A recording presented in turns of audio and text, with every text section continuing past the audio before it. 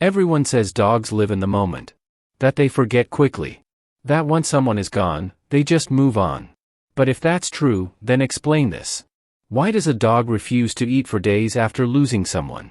Why does a normally energetic dog suddenly shut down, lying in the same spot, barely reacting, staring into nothing like the world paused and forgot to start again? That's not just missing someone. Something deeper is happening. Welcome back to Paws Chronicles, the Canine Mindset channel where we break down what's really going on inside your dog's mind using real science and real behavior. Today, we're getting into something heavy, but necessary: what actually happens when a dog loses someone they're bonded to, and why it affects them more than most people realize. We've all seen those moments. A dog waiting by the door long after the owner is gone. Sleeping on a piece of clothing like it's the last connection they have.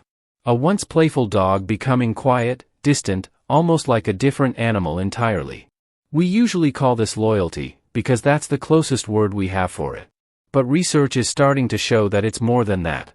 In 2022, a study published in Scientific Reports by researchers at the University of Milan surveyed over 400 households with multiple dogs. Around 67% of the dogs showed clear behavioral changes after losing a companion. These weren't small shifts either. Dogs were eating less, some became overly clingy, while others completely withdrew.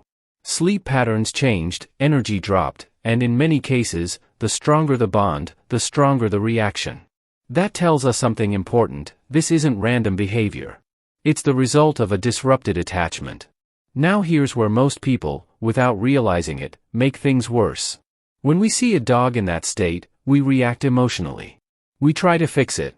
We give them more attention, more stimulation, new toys, or even bring in another dog, thinking it will help them move on.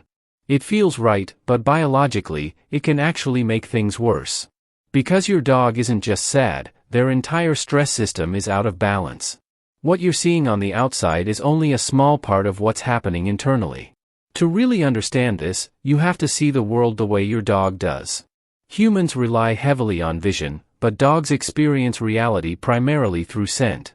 According to Alexandra Horowitz at Barnard College, a dog's sense of smell isn't just stronger than ours, it's fundamental to how they interpret presence, identity, and safety.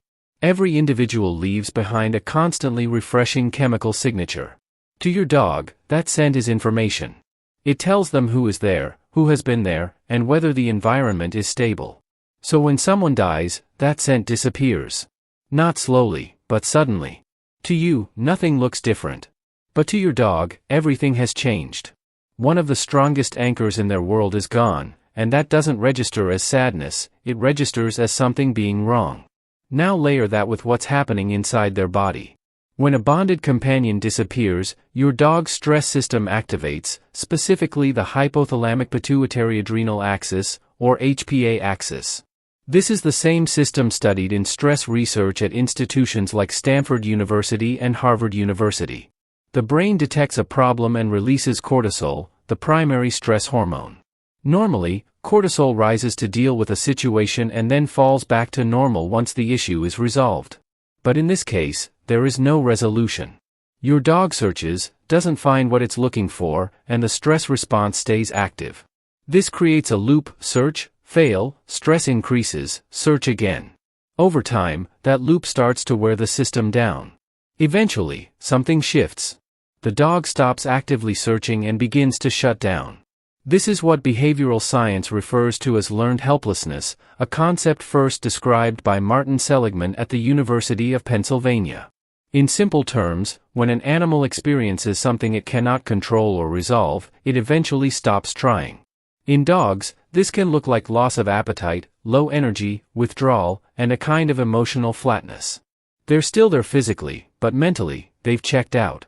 And it's often mistaken for calmness or acceptance, when in reality, it's a nervous system that has given up trying to fix something it doesn't understand. There's another layer to this that most people don't realize: you play a direct role in how your dog processes this loss. Dogs are incredibly sensitive to human emotional cues. Research by Miho Nagasawa at Azabu University showed that dogs and humans share a bidirectional oxytocin loop, meaning your emotional state directly affects theirs. Oxytocin increases during bonding, But dogs don't just pick up on positive emotions, they also detect stress. Studies have shown that dogs can synchronize with their owner's physiological state, including heart rate and stress levels. So when you're grieving, when your voice changes, your routine shifts, your energy drops, your dog feels that. But they don't interpret it the way you do. They don't think, my owner is sad because someone died. Instead, they register instability in the most important part of their environment, you. So now your dog isn't just dealing with the absence of a companion, they're also responding to changes in you, which increases their stress even more. This brings us to one of the most misunderstood behaviors in grieving dogs, waiting. Waiting at doors, windows, or specific places tied to the missing individual. From a human perspective, it looks like loyalty or memory. But from a behavioral standpoint, it's expectation. Dogs are pattern-based learners. People leave, and then they return, that's the pattern. When the return doesn't happen, the brain doesn't immediately conclude that the person is gone forever. It keeps the pattern active. The dog checks, waits, scans, and repeats the behavior, trying to resolve something that hasn't made sense yet. This is often referred to as a search state, where the dog remains alert and actively trying to fix the inconsistency in its environment. This is also why some veterinarians and behaviorists suggest allowing a dog to investigate the body of a deceased companion. While controlled studies are limited, observations from places like the University of California, Davis School of Veterinary Medicine suggest that this can reduce prolonged searching behavior. It gives the dog sensory confirmation. Through scent, they can detect that life processes are no longer present, which helps close the loop in their brain. Without that confirmation, the expectation can remain active for much longer. Another common mistake is introducing a new dog too quickly. It seems like a logical solution, replace the loss with a new companion. But for a dog already experiencing stress and instability, this often adds more pressure instead of relief. Research on canine social behavior from institutions like the University of Bristol shows that stable relationships between dogs develop over time through predictable interactions. When a new dog is introduced too soon, the grieving dog may not have the capacity to engage socially. This can lead to avoidance, irritability, or even aggression. It's not rejection, it's overload. So what actually helps? Not emotional reactions, but structure.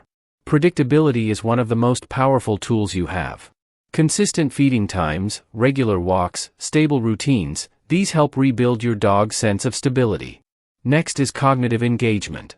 Scent-based activities and simple search tasks activate different parts of the brain and help shift your dog out of stress loops into problem-solving mode. And finally, calm, controlled social interaction. Not excitement, not overstimulation, just steady presence. This activates the parasympathetic nervous system, which helps bring the body back into balance and lowers stress over time. So do dogs grieve? Yes, but not in the same way humans do. They're not thinking about the past or processing death as an abstract concept. They're trying to understand a present that suddenly stopped making sense. And that's why they can recover, often faster than we do, if the environment is guided properly. If your dog is going through this right now, don't rush to fix it emotionally. Stabilize their environment, reduce uncertainty, and give them something predictable to anchor to again. Because your dog isn't broken, they're trying to make sense of a world that suddenly changed. And the moment you understand that, you stop reacting, and you start leading. This is what we do here on Paws Chronicles. We go beyond assumptions and break down the real science behind your dog's behavior so you can actually understand them, not just guess. If this changed how you see your dog, stay with us. There's a lot more beneath the surface, and we're just getting started.